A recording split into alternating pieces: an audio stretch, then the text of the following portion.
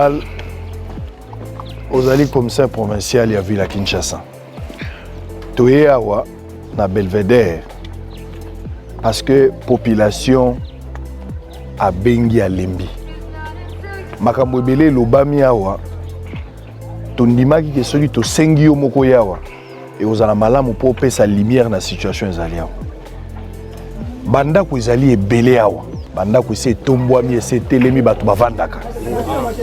Bouti ko sala opération moko récemment. Bobuki banda ko sali vendredi.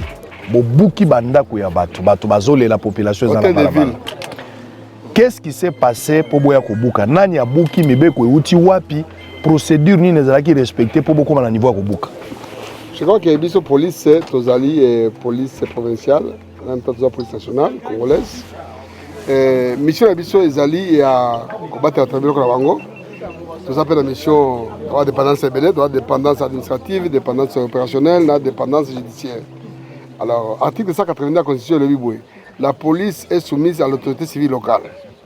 Alors, donc, la police provinciale de Kisasa, tout ça, le gouverneur n'est pas contre.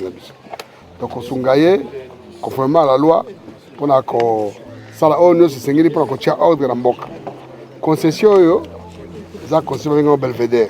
Je crois que ça c'est un site moko est réservé pour na ba peut-être pour na ba miner et puis ça na réserve pour na forêt pour l'oxygène. Alors, année passée, batona tonga gouverneur m'a dit que batonga na ba conditions malamu te batonga ça autorisation de bâtir sans document affaires foncières. Atindaka batonaye bapekisi bango. Bapekisi bango loka bato bakira mutu mangongi ba continuer kaka. Ba continuer kaka. Bourgmestre asale bango mise en demeure, asale bango même interdiction kotonga. Akazevenga kopinga pe la komeli bango. Abitala. La komeli commandant ya Siatirben au benga district ya Monga Fula. C'est à l'instruction, ba exécuter instruction ya bourgmestre. Alors dernièrement bato bazo tonga kaka, alors ba érosion bandi ko salema. Des gouverneurs à ça qui arrêté. Ça les arrêté en gros, on a repris le Covid. On a arrêté un gouverneur,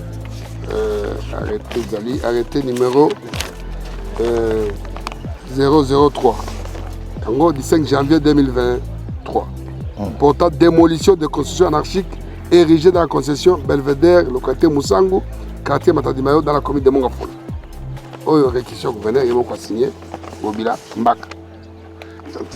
Simango, comme si tu as mbeko, tu constates ça arrêté, tu as exécuté. À ça les réquisitions. Le 9 janvier, à M. le commissaire provincial, à Komeningaï.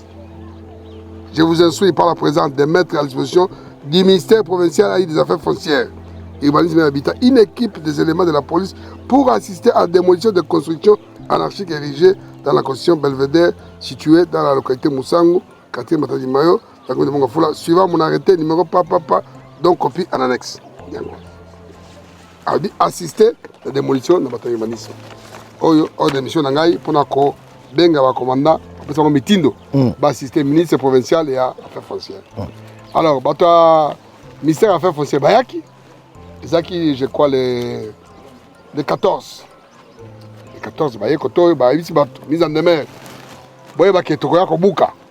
Batoko tonga botika, tokoya ko buka, otonga teza ba constitution anarchique. Ka batozaka mutu mangongi nde bayoka kita alors ministre yaki moko na bato na ye jeudi, ezaki mercredi jeudi ba buki alors anje ezaki mulu vendredi be baye nde omoni ba buki bandako surtout na balabala. Moni balabala bato tonga ki ba norme urbanistique déjà respecté te balabala ezate place c'est que batongi ka mutu atongi na ndenge na tala bandako wana mutu za kola kokoma ndenge nini érosion bazo respecter batterie d'érosion est un peu partout moi ça l'état za ko prévenir alors l'état oui bon il faut sengeli balabala ezala na balabala il faut basinga courant ezala batio mayeleka bakanivo ezala parce que ceux qui bato bafandi koto déjà ceux qui que l'état sur disposition te valeur ya quartier be kozala te alors moi ça l'état za ko prévenir ne bayaki babuki bandako surtout zinga balabala 5 mètres à gauche 5 mètres à droite ne babuki bandako wana donc bobuki na conformité sur demande bobuki na conformité sur demande ya gouverneur gouverneur a dû arrêter na c'est que bato affaire foncière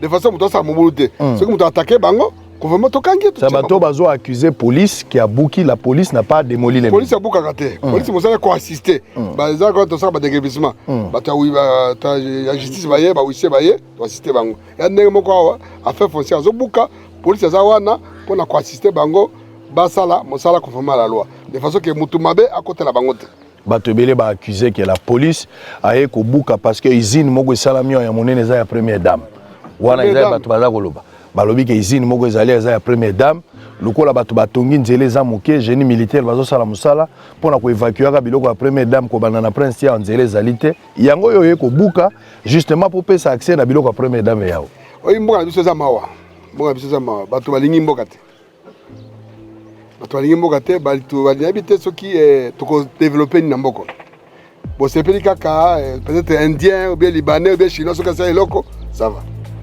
usine ezali bien sûr mais première dame te eza congolais congolais moko aye kosala usine yango ngo peut-être tozali te première dame qu'est-ce que première dame aza na est-ce que ayebi ata koto ayebi ata koto ayebi te soki première dame ayebi ata koto basi bamona ata motu na ye moko ata motu moko mosika na ye mokolo usine ezali ayebani alors eza congolais asali usine na ye mais pour ça usine wana usine oyo ça fait je crois 2 ans c'est là banquête na biso basali yango usine basali yango eza usine ya kozala usine ya kosala bafrite ya malamu ekodimine chômage bato ebele bakozwa mosala epuis ekofuta bataxe ole moto akonde koinvestir libanda investir na mboka il faut koencourage bato lolenge ya boye bolingi kaka chinois libanais tout ça ou bien indien non mwana mboka asali eloko na ye biso nyonso faut tozala asali yango conformément à la loi asombi azwi baautorisation de bâtir tala motema malamu aluki indien te aluki bato ya génie militaire afuti mbongo génie militaire bino basoda boyao parce que l'armée aussi est productive boyao bosala mosala génie militaire azosala bato ovd baye bazosala caniveau kuna mais bato bazo empiété balingi korespecte wana te bazotonga kaka banon bato barespecte te bato balingi koyiba kaka parcelle ya l'état mais soki oyebi soki balabala eza malamu te valeur ya ndako na oyo ekozala te alors comme première dame ezaka bato balingi batia bon omona loka babuki ndako na bango baluka prétexte mpo première dame ayoka peut-être ndako attirer moi compassion bana botika makambo wana totanga komona ye mpo première dame soki akoyoka bana botika makambo wana et pour première dame n'a rien à voir ici de près ni de loin na arrêté na bino avant nazongela nasa la conclusion na likambo première dame parce que nous avons eu le temps d'interroger mokolo usine totuni pe babita bokoyoka bino mo baza koloba ça on va donner des précisions mais na kati arrêté na bino oyo gouverneur a pesi bino bozo exécuter parce qu'ils a accompagné na réquisition bino boye kaka ko assister pour na ko sécuriser au cas où il y a des dérapages na maintien à ordre public beaucoup à maintenir pour que loko ezalate botiki ko buka ou bien boza na limite mo ba pesa ki bino bo exécuter déjà yango nyonso ndenge si tango bazo buka biso totala bango babaki site moyimba mais namoni ke bango moko moni ke cité moyimba to se batongi na ndako ebele ko pesa mwa makama ba délimiter nanu ka balabala kaka de 5 mètres côté bato batonga te et puis police gouverneur ça comme kanda police à côté de façon que suivre muto moko ameka kotonga place to buka ki wana te alors les restes wana je crois que problème ezate à ce que je sache ba gouverneur ndaye mais mingi za 5 mètres à gauche 5 mètres à droite nde yango atelemi les restes je crois ba mona mo gouverneur nde ayebi ba limite naï. Alors, ça fait quelques jours, peut-être pour nous libérer, mais Kolezo, comme moi, ça fait 10 ans, ou 5-6 ans, manœuvre à Kotonga et comme il y a eu tout le monde a Batonga na Kisasa, mais Batazo Tonga Ndengote. Exode rural, Moko et Tony na Kisasa, tout ça effectif, il y a Bateleki et Belé. Ce qui fait qu'aujourd'hui, avec nombre d'habitants, tout ça, on a Tonga place, on a Balingiti na cimetière. Awa Nenge Bazalia, on a Sito, tout ça, na Belvedere. Nani atekeli bateau yo pour comme tout un quartier bato batongi boy police mutazoteka chef coutumier mutazoteka gouverneur mutazoteka affaire foncière mutazoteka nani azotekela bato oyebi ke mboka na biso bato bazo respecter loi te peut-être bazo l'état comme na mwa mingi ni bato ba profiter ba chef coutumier ni baoteka chef coutumier document cadastre ezate affaire foncière ezate gouverneur kutu ya bato koloba kutu te chef de quartier kutu kaka chef coutumier. Imaginez-vous le cas de mon usine. À son mieux, chef coutumier. Tant que son quand même bien respecté, non, mais quand même l'affaire foncière, à saluer le document, à quel urbanisme habitat, à jouer nani document ya autorisation de bâtir asali yango a régulariser mais ba chef coutumier ote katala zamba tout le monde bandako ote ba ote katila zamba tala zamba nani kuna zamba ya mavale concession wana oyeba ke za ba sango mais ba ote kango na ebite tout ça ka mitino tout kanga ba chef coutumier wana tout déféré bango ba samisa bango mais bango sani général azui ma parcelle procureur ma parcelle mon konziboy comme ça ba fragiliser za ba konziwana ba konzi comme faible non l'état faut tellement ba chef coutumier tout kanga bango c'est base de quelle loi ba ote ka ba parcelle loi nini et puis bango ningisa côté ka ba parcelle bango va garder ma belle mon boule zate mais côté katé ça me bango te on ça ba mo seulement na ndenge na bango ça katé tu crois il faut bien pas penser ça bon tu le mets comme va chef coutumier ba chef coutumier so respecter ko to le comme mode chef coutumier ko mi tout ka belé a oli na balabala to zaki kala chef coutumier plus a oli a comme on a te non ba chef coutumier bino ki ça ba mibi c'est des escrocs na ba famille na bango kaka mosa ko escroquer ndi ango moni ba conflit foncier comme belé ba conflit coutumier comme belé parce que ba te ka ba parcelle ka côté ka ba parcelle ba ko ka pe bango te bon j'espère que avec bino ba penser sango pour ça ma casse de façon que l'état vraiment à l'endroit la toile attends ma pension parcelle aux général aux procureurs aux nani mais est-ce que ça conforme à la loi je crois il faut est-ce que yo moko général aux banda quoi te ah nous on a qu'on a ça ni kutu ngai na koma koto kala quand on a mis pile on ça va partir koto zaki zamba surtout que on a banda ko ebele boye na on a kutu na okamo bato za mawate tango tongi boye ndaka kitobo mutu ko koma kuna te okana moto na vélo okotika mutu kana wapi ndako akitoka mais yo moko mutu ko parker ngo wapi éviter ça qui éboulement bandi on va te faire 150 personnes bato tongi boy tango mabele bandi bu bato bakufa l'état a prévenu tala banda tala en face de monsieur bato wana banda ko wana mutu ko bako parker bako ko nani otongi ndako ya plus de $100,000 mutu kana ko nani et ça passe na ko to na place ya boete atoka belinga na ko zote. Alors peut-être pas résumer Makambo général à Outikoloba, ils ont ça la passe na Kinshasa parce que colportage est belé. Je me suis déplacé à Panzisangope belé toye d'abord pour s'imprégner de la situation parce que la population a bengi a bandago benga azo cité ba kombo ya batunakati une politique ya victimisation au emonani na Congo ça fait un bon bout de temps. Ah on a Belvedere ndenge général à lobby la politique préventive et la politique où ils ont battu la bateau pe l'état azali responsable. Mais pas n'abissons to comme mingi na politique à conséquence. On attend que les dangers arrivent pour commencer à réfléchir et nous soyons les à la passe pour l'État. A évoquer cas où il s'est la magina matadikibala. Nzela et Boukani et Boulma et sali plus de 150 personnes passe na motema ba insulte na gouvernement et gouvernement débloqué sous son bon na souka pour qu'il ndokunda batuana. Pour éviter ba perte en vie humaine dans les jours à venir par prévention bien sûr, ba place où esengeli bato batongate.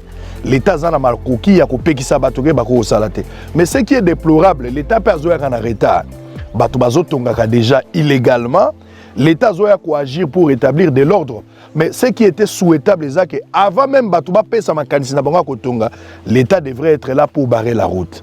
Ba chef coutumier, c'est que le général a dit, il a raison.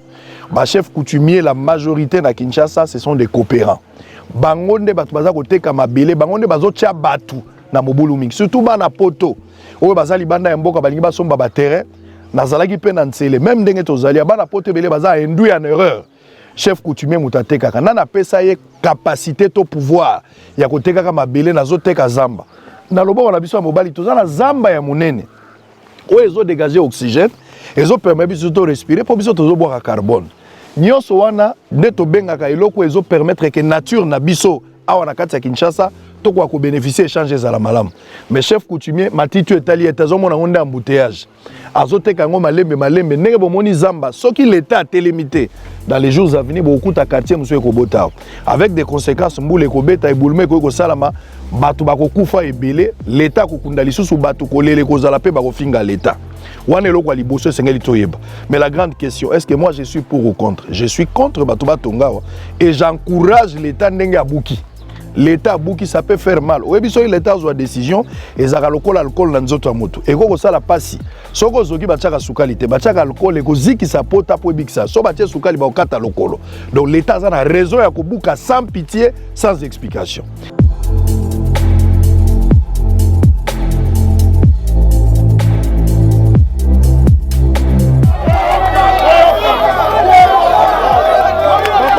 Nani aza mukolo ndako? Yo za mukolo ndako. Oza mukolo ndako tozo talela mutu. Ya yo moko? Kombono nani? Mambanda Junior. Mambanda Junior. Malembe, Mambanda Junior. Osombia wa depuis mbulani. Depuis l'année passée na février. Osombaki pa nani? Et pas va continuer. Osombaki na combien? Nasombaki na $2,700. 2700. Tango sombi pa ba coutumier démarche ni osal na sim. Ba ebi singa fona somba acte session. Na pesi bango $200 pour na acte session. Wana nani? Kaba coutumier. Ba ebi singa ndongo zwi session kende na commune.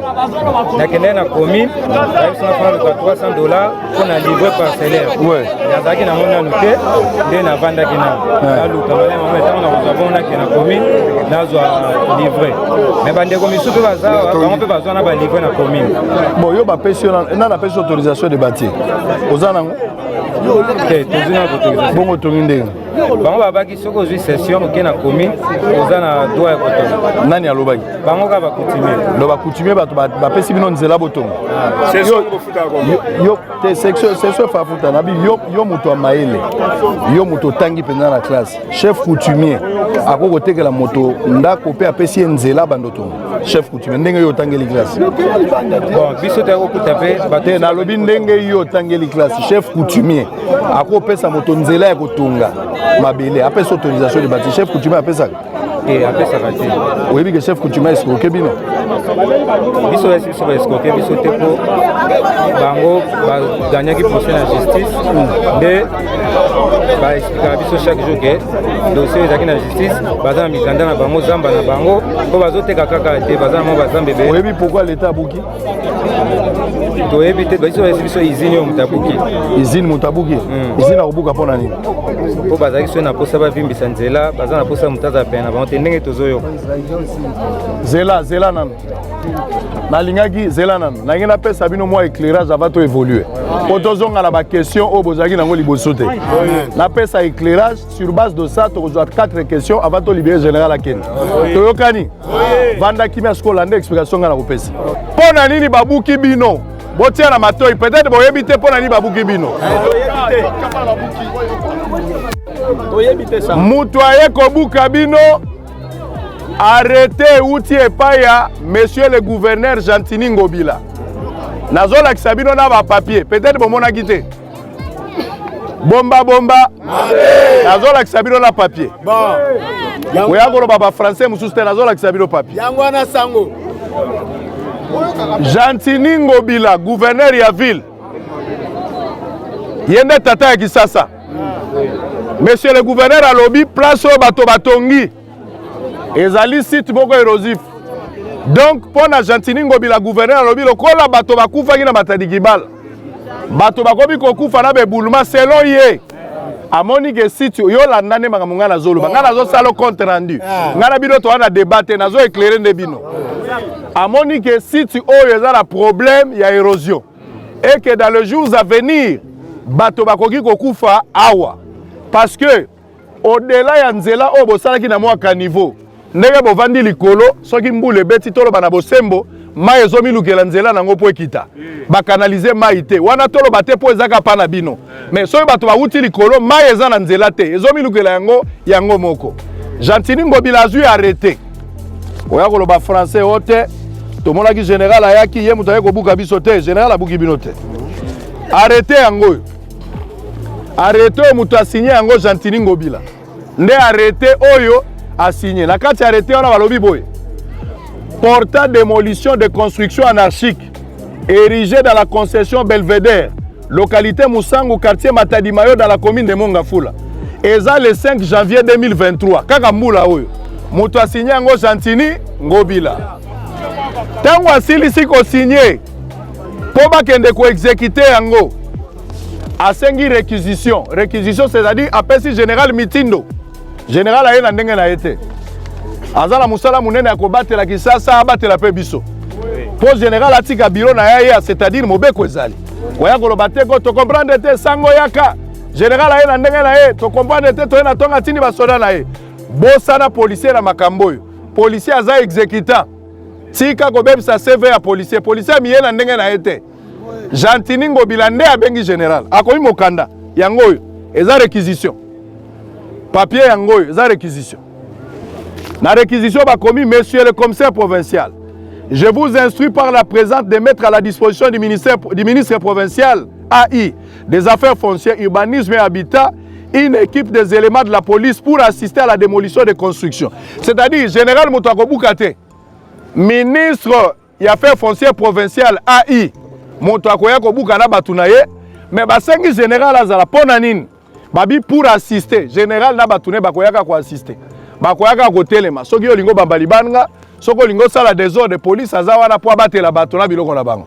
Donc général na ba policier na lingi koyoka moto moko te. Abimi libanda wa obebisa CV ya policier. Policier miye na ndenge na yete. Mutu atindi ya eza Jantini. Toyokani? A commis situé, apesi adresse Nabino, Belvedere, situé dans la localité de Moussango, quartier Matadimayo, dans la commune de Mongafula. Suivant mon arrêté, à Tangiango Papa, veuillez agréer, monsieur le commissaire provincial, l'expression de mes sentiments patriotiques, Jantini Ngobila. Likambo première dame nakati ezate foto yokana ye mwasi oyo asombi kuna abangisa bino na kombo ya première dame te o première dame atindi mutu te ifoto yokana nye toyokana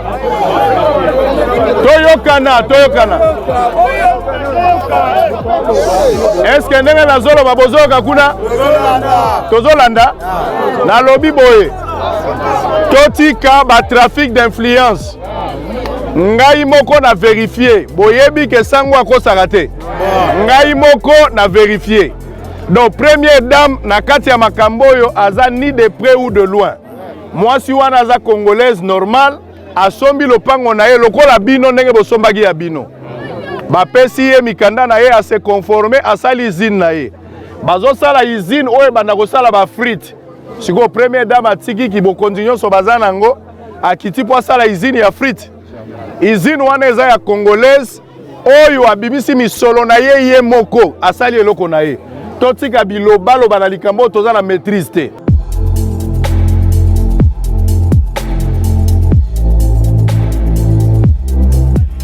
Par exemple, ebele okuna bianda batukufaka te place mutu akufaka ebanaka te bomoni zamba wana bino soki botali ya 2 à 3 ans azo zaki zamba wana eza important pour la mboka tala bato bandi toka na zamba wana yosalisa ke oxygène ezala mais bato baotonga kuna bandaka nyonso tomona wana ble kuna nyonso wana ezaki zamba alors boyeba ke polisi mosala na ye ko appliquer mitindo eza conformément à la loi bakonzi donc bozolo ba ono bavuka izini ouais mais attends soki izini wana azana document ya cadastre te azana autorisation de bâtir te azana ba landi ba conforme ba loi conforme ya kotonga izini izini eza industrie soka respecter te bakubuka azana kwa mutute ndako na yo tongi sans respecter normes ni ya canalisation ni même autorisation de bâtir même contrat pamba contrat ya fait foncier aux alengours.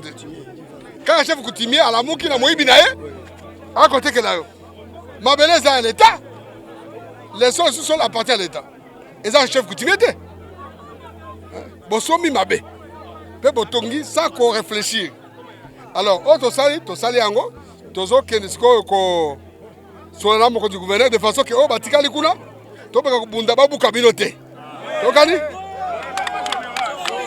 Mais, alors, bon s'organiser, oh bourgmestre a Dieu, bon s'organiser kuna na quartier, bon ça là, moi syndic Rabino, bon s'organiser mon comité, de façon bon ça la canalisation maï, de façon que maï et landa, maï bakanga kangote, bon s'organiser bon ça la comité de façon que canalisation maï est là pour la éviter à la longue, dans 2 ans, dans 3 ans, batoba koufa. Mais oh to buki na balabala soki mutu ameki ko tonga to kanga e police otiki police ya commandant monga fula zao commandant sika za ana mitindo ya kotamla koto mutu monga ko tonga na balabala te 5 mètres oh ni to buki wana mutu landa chef coutumier ke babuki ngai kuna azo kisomongo na yo soko lingi réparation kende ko na gouverneur kende na tribunal soko oza ba document na yo tokani oyo komeka kaka na balabala basi babuki ya mekiko longola batol na yo bosana balabala bosana o babuki so bosana le reste kuna tokobunda bos organiser comité zala tokobuka sute tokani